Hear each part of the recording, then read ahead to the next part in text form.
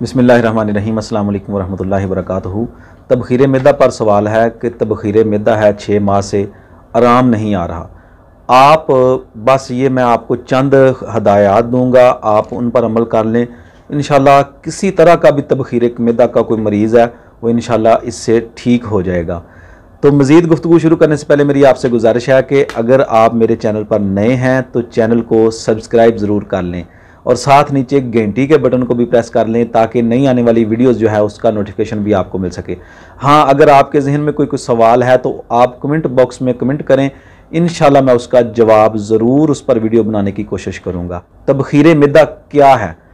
तबखीर मैदा आप इसको गैस ही कह लें। तबखीर जो है, तबखीर का मतलब गैस है। मैदा में गैस का हो जाना या मुसलसल मैदा में तबखीर का रहना, गैस का रहना, ये कौन कौन से मिजाज में हो सकती है?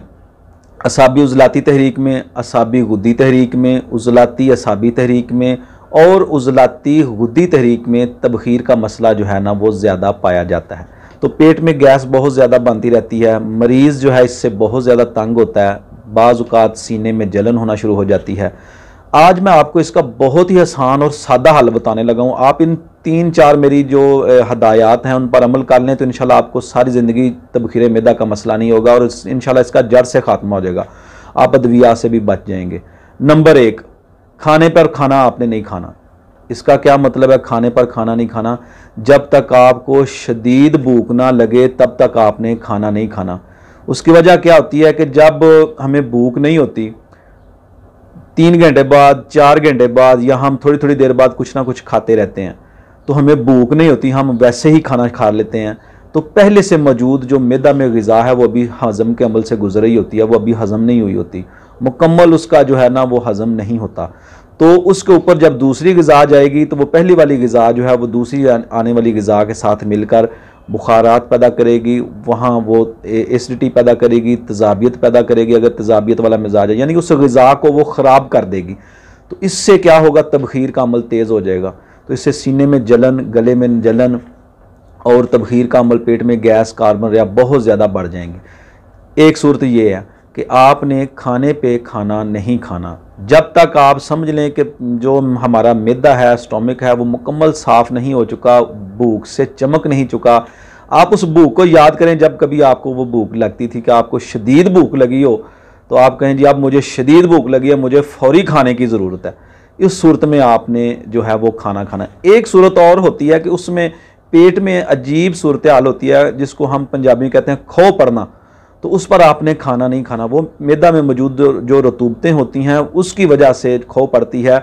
तो उसको ख़त्म करने के लिए आपने अजवैन पुदीने का कावा पीना है। आपने जब आप कावा पी लेंगे तो वो ख़त्म होनी शुरू हो जाएगी और आहिस्ता आहिस्ता भूख जो है वो पैदा होना शुरू हो जाएगी और भूख बेहतर हो जाएगी।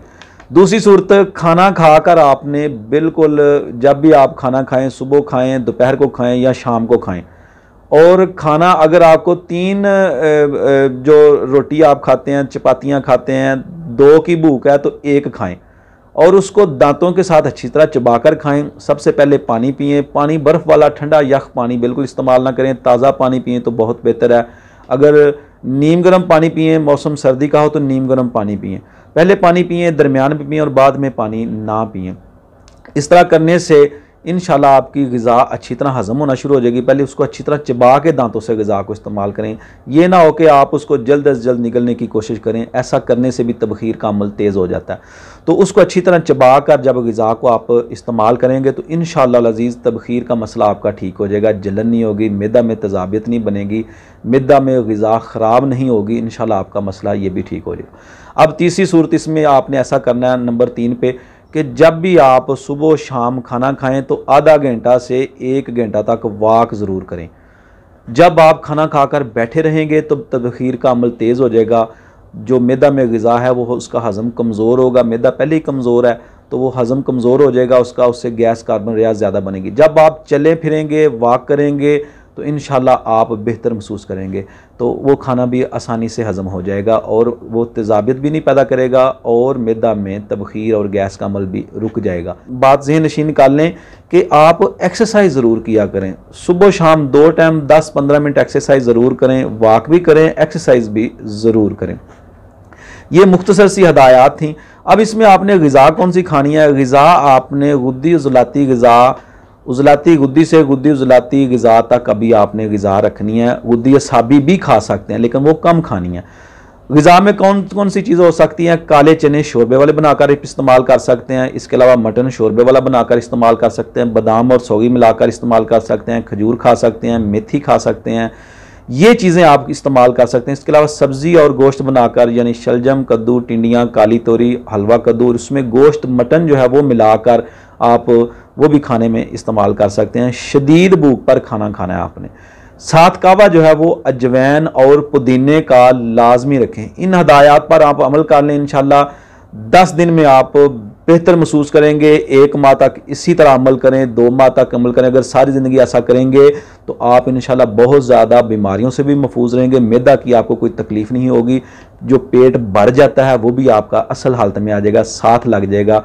तो इंशाल्लाह ये था आज का हमारा टॉपिक तबखीर पर।